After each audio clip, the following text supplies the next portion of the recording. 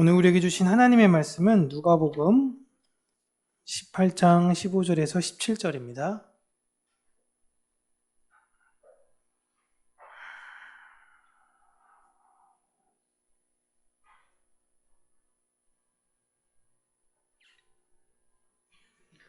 누가복음 18장 15절에서 17절 우리 함께 읽겠습니다. 사람들이 예수께 만져주심을 바라고 자기 어린 아기를 데리고 오매 제자들이 보고 꾸짖거늘 예수께서 그 어린 아이들을 불러 가까이 하시고 이르시되 어린 아이들을 내게 오는 것을 용납하고 금하지 말라. 하나님의 나라가 이런 자의 것이니라. 내가 진실로 너희에게 이르노니 누구든지 하나님의 나라를 어린 아이와 같이 받아들이지 않는 자는 결단코 거기 들어가지 못하리라 하시니라. 아멘. 오늘은 어린이를 축복하신 예수님, 오늘 제가 하나님이라고 했지만 예수님이라는 제목으로 하나님의 말씀을 사랑하는 성도님들과 함께 나누도록 하겠습니다. 오늘 본문 보시면 부모들이 예수님께 자기의 자녀를 데리고 온 이유는 자기의 자녀를 안수해 주십사라는 마음으로 데리고 온 것이죠. 당시 존경받는 랍비들에게 부모들이 자신의 자녀를 데리고 가서 안수받는 일은 흔했습니다. 오늘날도 사실 거의 동일하죠. 목사님에게 가서 목사님 저희 애 안수해 주세요. 이런 모습을 요즘은 너무 이제 출산율이 저조하긴 하지만 제가 어렸을 때만 하더라도 빈번하게 볼 수 있었던 모습입니다. 이 모습을 볼 때 자녀들이 무슨 마음을 어떻게 되기를 바라는 마음으로 부모가 목회자에게 자녀를 데리고 온 것일까요? 무슨 마음으로? 일단 복을 받기를 바라는 마음은 있었는데 어떤 복을 받기를 바라는 마음이었을까요? 그냥 이 아이가 나중에 재벌이 되게 해주세요. 이 아이가 나중에 유명한 연예인이 되게 해주세요. 라는 그런 마음은 아니었을 겁니다. 하나님, 이 아이가 무엇을 할지 모르겠지만 신앙 안에서 바르게 잘 자라는 아이가 되게 해주세요. 라는 마음으로 부모님이 안수를 받았겠죠. 이들도 예수님을 통해서 복을 받을 거다라는 그러한 소망이 있고 하나님의 말씀으로 이 아이가 잘 자라기를 바랬던 부모의 소망이 있었습니다. 기본적으로 이렇게 자녀를 데리고 온 부모는요, 자녀를 사랑하는 부모입니다. 이게 되게 낯설 수가 있는데요. 지금은 법으로 굉장히 잘 이게 제도화돼서 부모들이 좀 약간 저런 해괴망측한 해괴망측한 일을 했네? 라는 것들이 뉴스에 있어서 깜짝깜짝 나오는 거지만 과거에 예를 들어서 제가 기록이나 이런 것들에 대해서 볼 때는요, 와, 옛날에 부모님들은 진짜 어마어마한 사람들이 많이 있었더라고요. 아버지가 딸을 사랑했던 그런 모습도 굉장히 많았고, 그런 사랑이 아니에요. 굉장히 그런 것도 많았고, 폭력은 다반사고, 자녀를 파는 경우도 다반사였고, 자녀를 온전하게 사랑했던 부모의 모습을 때로는 굉장히 찾기 힘들 수도 있을 정도 아닌가 싶을 정도였습니다. 그런데 이런 상황에서 자녀를 예수님께 데리고 갔던 부모는 참 자녀를 사랑했던 부모님이죠. 근데 이것을 제자들이 막습니다. 왜 제자들이 막았을까요? 이 제자들은 아마도 한 사람에 대해서 용인하기 시작하면 그 뒤로도 계속 끝도 없이 안수해 주세요, 안수해 주세요라고 사람들이 올 수도 있겠고, 혹은 이렇게까지는 생각하지 않을 수도 있는데 나를 통해서 바로 가지 않는 모습에 못마땅하게 여길 수도 있어요. 당신 누군데 날 거치지도 않고 예수님한테 바로 가는 거야. 혹여나 예수님에 관해서 이 아이가 정한 아이인가 부정한 아이인가 잘 모르기 때문에 나는 예수님을 부정으로부터 막아야 돼 라는 그런 제자의 마음으로 막았을 수도 있습니다.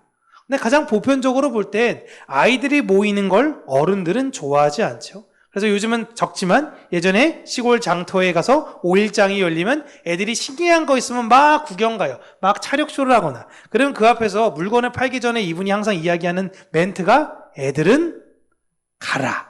애들은 가라. 라고 합니다. 왜? 못 사니까 너네들 걸리적거리게 하지 말고 빨리 가라. 라고 이야기를 하고 있는 겁니다. 아마도 예수님이 바쁘신데 무슨 이런 어린 아이들까지 챙기냐라는 의미가 제자들에겐 깔려 있을 수 있어요.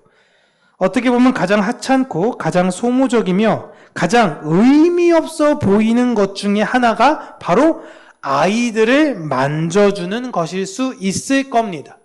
이 애 만진다고 해서 내가 무슨 돈이 많아져, 명예가 높아져, 내가 뭐가 나아져?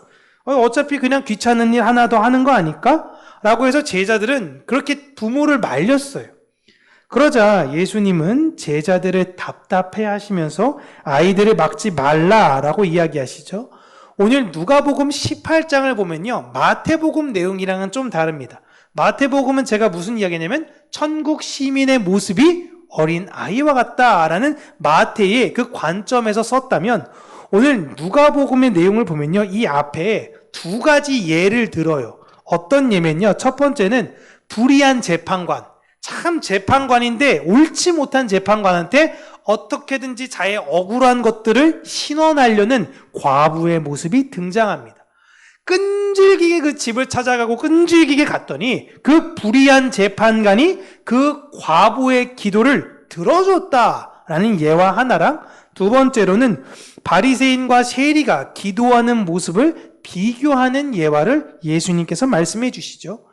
이 중에 불의한 재판관에게 매달리는 그 과부와 자신의 자녀가 하나님 백성으로 잘 살기를 바라는 모습이 유사할 수 있어요. 하나님, 내 자녀 잘 되게 해주세요. 정결한 아이로 하나님의 뜻대로 사는 그런 아이가 되게 해주세요 라고 매달리는 부모의 모습이 재판관에게 매달리는 과부의 모습과도 같을 수 있습니다. 그리고 사람들이 이 모습을 볼 때에 이렇게 생각하는 사람들도 있어요. 뭐 꼭 예수님한테 안수를 받아야 하나? 진실한 마음으로 하나님께 나아가면 되지. 그러면 하나님께서 축복해 주실 건데 굳이 꼭 뭐 안수까지 받아야 돼? 라고 생각할 수 있어요. 이런 사람보다 예수님이 차라리 내 자녀 안수해 주세요, 내 자녀 복받게 해주세요 라는 솔직한 모습이 낫다라고 제자들에게 이야기하시는 겁니다. 이거 굉장히 잘 들으셔야 되는 거예요. 그렇다고 해서 목사님만 만나면 머리 들이밀고 항상 기도해 주시고 푹푹 축복해 주시고 이게 아니라, 내가 지금 힘들고 어려운 상황 이런 걸 떠나서 내가 신앙이 하나님 앞에 잘 살기 위해 목회자나 또 다른 성도들에게 이 마음을 나눠 함께 나에게 기도의 부탁을 하는 모습이 낫다는 거예요. 하나님은 해결해 주실 거라는 믿음으로 나가는 그 모습을 예수님께서 보시는 겁니다. 그런데 그런 솔직한 모습으로 자녀를 데리고 오는 부모를 막는 제자들이 예수님은 너무 답답하신 겁니다. 그래서 예수님이 마태복음에도 그렇지만 필살기를 쓰시는 건데 천국에 관한 내용으로 이 상황을 설명해 주세요. 천국에서는 너희들과 같은 그런 행동은 있을 수 없는 거야 라고 예수님께서 이렇게 애둘러 말씀하신 거예요. 니들이 그렇게 좋아하는 천국이 바로 이런 어린 아이들의 것이다 라고 예수님께서 말씀하시는 거예요. 이게 너무 충격이죠. 누가복음의 아이들은 완전 젖먹이 아이들입니다. 이 예수님의 말씀을 제자들은 전혀 이해하지를 못했어요. 제가 오전에도 말씀드렸다시피 이 말씀은 성령에 의해서만 이해가 될 수 있는 것입니다. 절대 우리의 지식으로 이해될 수가 없어요. 천국은 누가 가느냐? 천국은 어린 아이들. 다시 한번 이야기하면 천국은 누가 가냐? 거듭 태어난 사람들이 가게 되는 것이고, 성령으로 말미암아 거듭 태어난 사람들의 특징은 어떤 것인가?